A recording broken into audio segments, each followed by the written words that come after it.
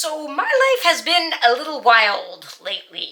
I said that like I just went to Coachella. I don't mean that kind of wild. This is more of a knocking a whole tray of wet paintbrushes into the cat litter and I just found a spoon in my bed kind of wild. Look, I do not apologize for allowing my room to get messy and chaotic. I have no desire to live in a perfectly manicured space, and I truly do not think making the bed every day is a productive use of my time. Like, I don't feel the need any longer to try to keep my house clean to appease an imaginary audience, or a real audience. I mean, I did let you in here. But my space has crossed the line into kind of not cool. I do need to rein it in and have it be a little more peaceful and functional in here so I can be a little more peaceful and functional. So if you don't know about this, the foolproof steps to cleaning your space are, number one, get rid of all the trash. That's the first thing. Number two, put away all the clothes. And number three, develop an entirely new personality who gives a Long gone are the days of me feeling guilty about this. Are you out on the internet today searching for a person who's gonna motivate you to finally clean your house and get your space together once and for all? I'm gonna give you one better. Cue inspiring music. You see, some days I check all the boxes on my to-do list. I match socks, I vacuum, I sanitize surfaces, and I feel great. Other days, I am a neurodivergent pile of cake crumbs and old Minecraft mods. And on those days, I feel great too. As long as I don't have too many in a row. You know why? Because I am still a good person.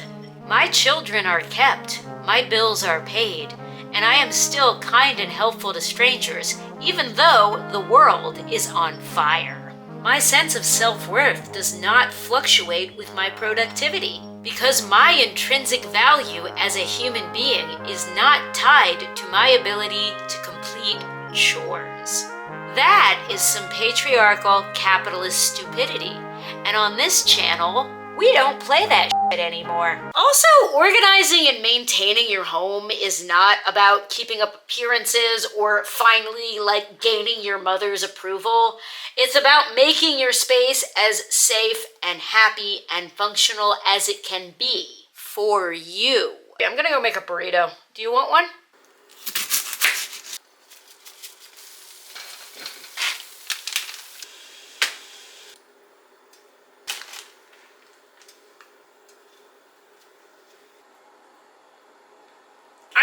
Look like a person who especially has it together. But if you are struggling to get all of the things done and you feel like you're failing at all of it, or you're just not sure why you're doing any of it anymore, I do have a little wisdom to impart. We all have different life circumstances.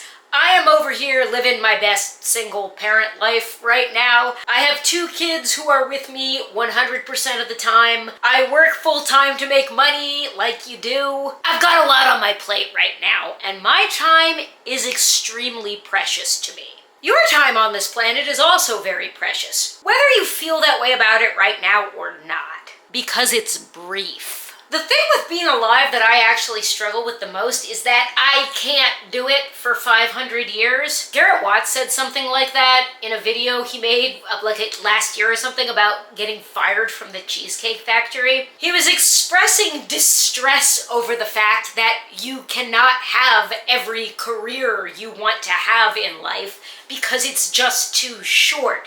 You have to pick things. Me. That's my problem. This doesn't sound like it's related to cleaning, but it is. I'm not going to get to everything. You have to decide how you're going to spend your time. No one is coming to tell you what is important or what the purpose of anything is. No one is coming to help. Your purpose for being here doing things on this planet is just whatever you decide it is. And because I have limited time, energy, and resources, I cannot afford to f around with the details of adulthood that sound really good on paper, but don't actually serve me. I have to pick things, I have to commit to things, and I have to understand that making that commitment to do one thing is shutting the door on 10 other things. I care about art, as an example. I care about creating.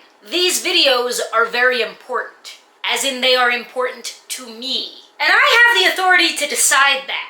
And in order to become the creative person that I wanted to be, I had to let go of being this supermom, superhuman person I was trying to be who kept everything clean and perfect all the time. Listen to me very carefully. You can do anything you want to do. I swear to you, if I say one thing ever on this channel that you actually believe, please let it be that. You can do anything, but you cannot do everything. We have all been fed this very toxic self-help, pseudo-religious, sort of capitalist idea that we can have it all. We cannot. Your time and your resources are limited. Knowing that, how do you want to use them? I'm not trying to tell you you have to stop doing housework. What is important to you is important to you. And you certainly do not have to defend any of it to me, sweetheart. I'm saying that if you feel like you're trying to do too much, you probably are. And this might be a good time to sit down and write some things down and figure out what your actual priorities are. At some point, I figured out that my choices about what to do every day need to be based on my plan, not my feelings. The sudden impulse to clean the entire house for me is an emotional reaction to feeling stuck creatively and/or professionally. It's an attempt to feel in control and manage overwhelm.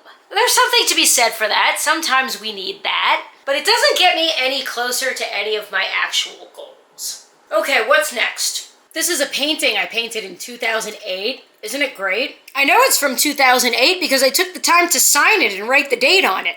Thanks, former self. If I hadn't written that on there, I would have no clue what year this thing was painted in, or possibly even what decade, because my time blindness is real bad. I am going to take a few minutes to address this extremely unfortunate area between the bed and the wall over here, because it's just become a pit for things I don't want to think about. I should throw away this box my new laptop came in 2 months ago. This is a hat I crocheted during the winter, and I kept reworking it because I was unhappy with the shape.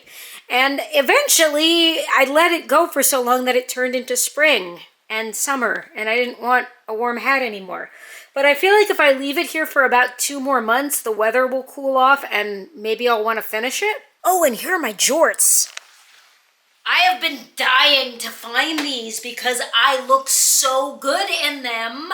Also, I've had a sneaking suspicion for a while that my debit card might be in the pocket of these pants. And it was. It isn't actually missing. I've got it now. So that's great. This is my golden spike moss that's been dead for 2 months, but I've been in severe denial about it and I've refused to throw it away. There's something actually really disturbing about that. And people are all like, oh, but you have to put your laundry away to be okay. Literally, I do not. You are objectively wrong about that. I've never put the laundry away, and I'm still here. No one has come yet to take away my adult card. If you were looking for some help today, I hope you found this helpful. I hope it at least made you laugh, if those are even 2 different things anymore. I don't want to clean. I'm gonna go do something more fun. Subscribe.